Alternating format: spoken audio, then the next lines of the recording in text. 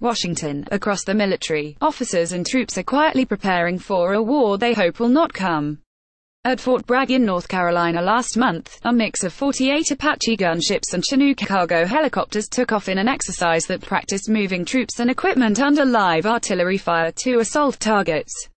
2 days later, in the skies above Nevada, 119 soldiers from the Army's 82nd Airborne Division parachuted out of C-17 military cargo planes under cover of darkness in an exercise that simulated a foreign invasion. Next month, at Army posts across the United States, more than 1,000 reserve soldiers will practice how to set up so-called mobilization centers that move military forces overseas in a hurry. And beginning next month with the Winter Olympics in the South Korean town of Pyeongchang, the Pentagon plans to send more special operations troops to the Korean peninsula, an initial step toward what some officials said ultimately could be the formation of a Korea-based task force similar to the types that are fighting in Iraq and Syria. Others said the plan was strictly related to counter-terrorism efforts. In the world of the American military, where contingency planning is a mantra drummed into the psyche of every officer, the moves are ostensibly part of standard Defense Department training and troop rotations. But the scope and timing of the exercises suggest a renewed focus on getting the country's military prepared for what could be on the horizon with North Korea. Defense Secretary Jim Mattis and General Joseph F. Dunford Jr., the chairman of the Joint Chiefs of Staff, both argue forcefully for using diplomacy to address Pyongyang's nuclear ambitions. A war with North Korea, Mr. Mattis said in August, would be catastrophic. Still, about 24 current and former Pentagon officials and senior commanders said in interviews that the exercises largely reflected the military's response to orders from Mr. Mattis and service chiefs to be ready for any possible military action on the Korean peninsula. President Trump's own words have left senior military leaders and rank-and-file troops convinced that they need to accelerate their contingency planning. During the 82nd Airborne exercise in Nevada last month, Army soldiers practiced moving paratroopers on helicopters and flew artillery, fuel and ammunition deep behind what was designated as enemy lines. U.S. Army in perhaps the most incendiary exchange. In a September speech at the United Nations, Mr. Trump vowed to totally destroy North Korea if it threatened the United States, and derided the rogue nation's leader, Kim Jong-un, as Rocket Man. In response, Mr. Kim said he would deploy the highest level of hardline countermeasure in history against the United States, and described Mr. Trump as a mentally deranged U.S. dotard. Mr. Trump's rhetoric has since cooled, following a fresh attempt at détente between Pyongyang and Seoul. In an interview last week with The Wall Street Journal, Mr. Trump was quoted as saying, "I probably have a very good relationship with Kim Jong-un, despite their mutual public insults." But the president said on Sunday that the Journal had misquoted him, and that he had actually said he'd probably have a good relationship if he wanted one. A false alarm in Hawaii on Saturday that set off about 40 minutes of panic after a state emergency response employee mistakenly sent out a text alert warning of an incoming ballistic missile attack underscored Americans' anxiety about North Korea. A conventional mission after 16 years of fighting insurgents in Iraq, Afghanistan, and Syria, American commanding generals worry that the military is better prepared for going after stateless groups of militants than it is for its own conventional mission of facing down heavily fortified land powers that have their own formidable militaries and air defenses. The exercise at Fort Bragg was a part of one of the largest air assault exercises in recent years. The practice run at Nellis Air Force Base in Nevada used double the number of cargo planes for paratroopers as was used in past exercises.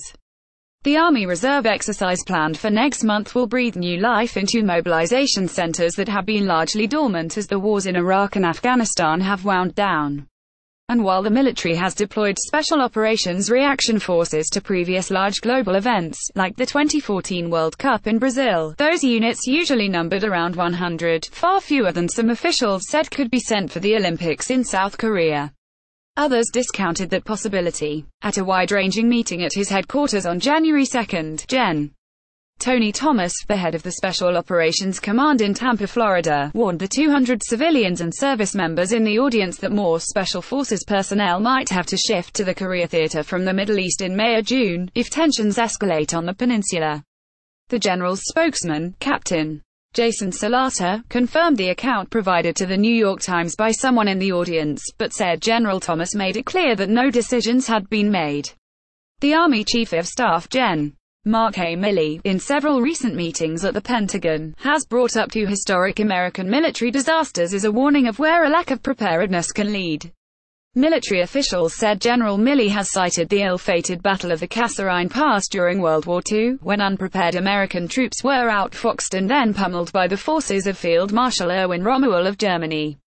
General Milley has also recently mentioned Task Force Smith, the poorly equipped, understrength unit that was mauled by North Korean troops in 1950 during the Korean War. In meeting after meeting, the officials said, General Milley has likened the two American defeats to what he warns could happen if the military does not get ready for a possible war with North Korea. He has urged senior army leaders to get units into shape, and fretted about a loss of what he has called muscle memory, how to fight a large land war, including one in which an established adversary is able to bring sophisticated air defenses, tanks, infantry, naval power and even cyber weapons into battle. Speaking in October at the annual meeting of the Association of the United States Army, General Milley called Pyongyang the biggest threat to American national security, and said that Army officers who lead operational units must prepare to meet that threat, do not wait on orders, and printed new regulations and new manuals, General Milley told the audience. Put simply, I want you to get ready for what might come, and do not do any tasks that do not directly contribute to increasing combat readiness in your unit. His concerns have drifted down to the Army's rank and file. And troops at bases and posts around the world routinely wonder aloud if they will soon be deployed to the Korean Peninsula. But unlike the run-up to the Iraq War, when the Pentagon had already begun huge troop movements in 2002 to prepare for the invasion that began in 2003, military officials insist that this is not a case of a war train that has left the station. Defense Secretary Jim Mattis has voiced deep concerns about the consequences of a war against North Korea. Aaron Schaff for the New York Times. This could be as simple as these guys reading the newspaper, said Derek Chollet, an assistant secretary of defense during the Obama administration, referring to the rush by military officials to get ready. You're not seeing any massive military movements that would indicate that a decision has been made to go to war, he added. There have been no travel warnings advising Americans to stay away from South Korea or Japan, and no advisories warning American businesses to be cautious. It is unlikely that the Pentagon would launch military action on the Korean Peninsula without first warning Americans and others there, military officials said, unless the Trump administration believes that the United States could conduct a one-time airstrike on North Korea that would not bring any retaliation from Pyongyang to nearby Seoul. Some officials in the White House have argued that such a targeted, limited strike could be launched with minimal, if any, blowback against South Korea, a premise that Mr. Mattis views with skepticism, according to people familiar with his thinking. But for Mr. Mattis, the planning serves to placate Mr. Trump. Effectively, analysts said, it alerts the president to how seriously the Pentagon views the threat and protects Mr. Mattis from suggestions that he is out of step with Mr. Trump. The military's job is to be fully ready for whatever contingencies might be on the horizon, said Michelle A. Flournoy, a top Pentagon official in the Obama administration and co-founder of West Exec Advisors, a strategic consultancy in Washington. Even if no decision on North Korea has been made and no order has been given, Ms. Flournoy said, the need to be ready for the contingency that is top of mind for the president and his national security team would motivate commanders to use planned exercise opportunities to enhance their preparation, just in case. In the case of the 82nd Airborne exercise in Nevada last month, for instance, Army soldiers practiced moving paratroopers on helicopters and flew artillery, fuel and ammunition deep behind what was designated as enemy lines. The maneuvers were aimed at forcing an enemy to fight on different fronts early in combat. Officials said maneuvers practiced in the exercise, called Panther Blade, could be used anywhere, not just on the Korean Peninsula.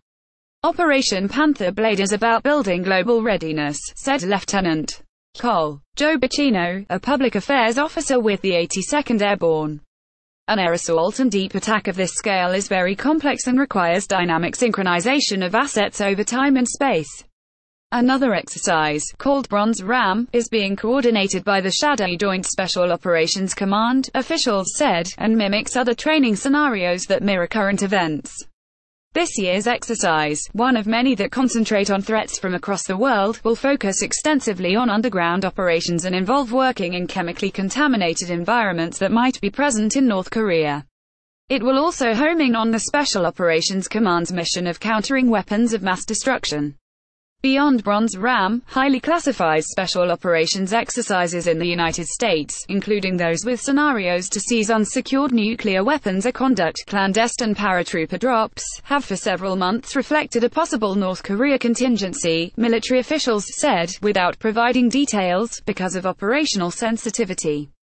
Air Force B-1 bombers flying from Guam have been seen regularly over the Korean peninsula amid the escalating tensions with Pyongyang, running regular training flights with Japanese and South Korean fighter jets that often provoke North Korea's ire.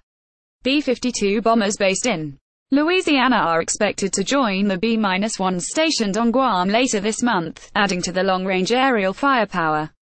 Pentagon officials said last week that 3 B-2 bombers and their crews had arrived in Guam from their base in Missouri. Cho Myung-jin, the South Korean unification minister, left, and his North Korean counterpart, Ri Sun-kwon, on Tuesday. Yonhap, via Associated Press. But unlike the very public build-up of forces in the run-up to the 1991 Persian Gulf War and the 2003 Iraq War, which sought to pressure President Saddam Hussein of Iraq into a diplomatic settlement, the Pentagon is seeking to avoid making public all its preparations for fear of inadvertently provoking a response by Mr. Kim, North Korea's leader.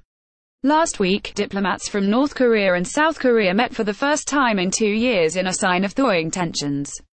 On Tuesday, Canada and the United States will host a meeting in Vancouver, British Columbia, of foreign ministers from countries that supported the United Nations-backed effort to repel North Korean forces after the 1950 invasion of South Korea. The ministers are seeking to advance the diplomatic initiative forged by Secretary of State Rex W. Tillerson. It is a balance that Mr. Mattis and senior commanders are trying to strike in, showing that the military, on the one hand, is ready to confront any challenge that North Korea presents, even as they strongly back diplomatic initiatives led by Mr. Tillerson to resolve the crisis. An exchange this month illustrated perfectly the fine line the Pentagon is walking, as an Air Force 3-star general caught her colleague emphasizing military prowess perhaps a tad too much, and gently guided him back. During a briefing with reporters on Capitol Hill, Lieutenant General Mark C. Nowland was asked whether the Air Force was prepared to take out North Korean air defenses. "If you're asking us, are we ready to fight tonight? The answer is, yes, we will," General Nowland, the Air Force's top operations officer, responded. "The United States Air Force, if required, when called to do our job, will gain and maintain air supremacy." The words were barely out of his mouth when Lieutenant Gen. Alan Jameson, the Air Force's top intelligence officer, interrupted. "I'll also add that right now, the Defense Department is in support of Secretary of State Tillerson, who's got a campaign to be the lead with North Korea in a diplomatic endeavor," General Jameson said. General Nowland quickly acknowledged in a follow-up question that the military was in support of Mr. Tillerson's diplomatic push. A version of this article appears in print on January 15, 2018, on page A1 of the New York edition with the headline, "Military quietly plans for a war it doesn't want."